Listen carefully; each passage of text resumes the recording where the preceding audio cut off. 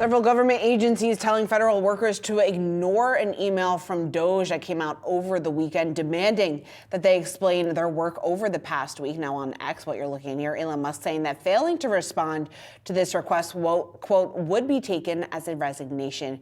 Here with more on what this latest internal pushback means for DOGE's cost-cutting campaign is Washington correspondent Ben Werschkul. Ben, it's great to have you on. How should we read this? The one side, you might have Elon Musk just kind of doing it for some of the drama. And then you have President Trump over the weekend reiterating the fact that he wants Musk to get even more aggressive than he's been. For sure, yeah. And then the third element here is that the email that went out on Saturday evening didn't say anything about firings. Musk tweeted what you put up on the screen there, but what the email actually said was just give us this by the end of Monday, and didn't talk at all about firings. And what I think is also leading to a lot of confusion here in Washington about this is that a lot of Trump's closest allies, their immediate response to this was to say, ignore this. Kash Patel was confirmed as the FBI director just a couple days ago, and the first major headline now that he's in office is him telling his workers, you don't have to respond to this. Similarly, at the department, the overseer of national intelligence, as well as the Department of Defense. So it's kind of led to this kind of, we don't really know exactly what this is. There's a kind of, but the overall mood music here for certain is that the question here, I think, among federal workers is kind of how far Musk is going to be able to go with this. There's no expectation that this is going to lead to mass firings at 12:01, but Musk is clearly kind of entering a new phase here as he goes from low-hanging fruit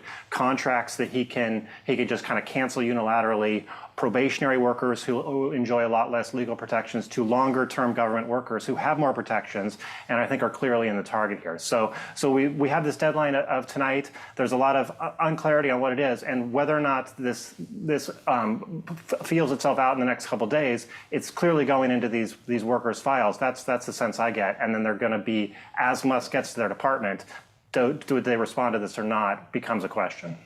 Well, all of this cost-cutting, Ben, also comes ahead of House Republicans set to vote on that $4.5 trillion tax cut and reconciliation bill this week. What do you expect from that? For sure, yeah. This is the make-or-break kind of first step for taxes this week. Mike Johnson and the House Ways and Means Chairman Jason Smith have really pushed this kind of idea of one big, beautiful bill, and Donald Trump has endorsed it. So, but the question is, he has a lot of problems with this. Here's some quick numbers for you. This is $1.5 trillion in spending cuts, $4.5 trillion in tax cuts, which equals about $3 trillion in possible red ink. Johnson sort of has problems on all sides of this. A lot of these cuts, especially ones to Medicare, are ones lawmakers got a whole earful about last week when they were home in their district. $3 trillion in new red ink is a big problem for real fiscal hawks, and then that doesn't even get to taxes, which $4.5 trillion, believe it or not, is low amongst some of what they want. I've calculated Trump's various tax promises. He's made somewhere in the neighborhood of 16 to 17 different tax promises, both this year and last year, if you count the campaign. And $4.5 trillion could not even cover the first one of that, which is fully extending his Tax Cuts and Jobs Act from 2017. So this, believe it or not, this is going to be a really hard week to kind of get this through and see if we're going to get a tax bill now. But it could actually be the easy part, because the actual tax negotiations, whenever they come, will be even tougher. And what we will learn this week is kind of the shape of the tax bill, but we'll also get a sense of what the government shutdown fight, which, believe it or not, is in 18 days. The government could shut down in 18 days, as well as the debt ceiling, which is also entwined in this in a lot of ways. All right, Ben, got to leave it there. Thank you so much. Sure thing.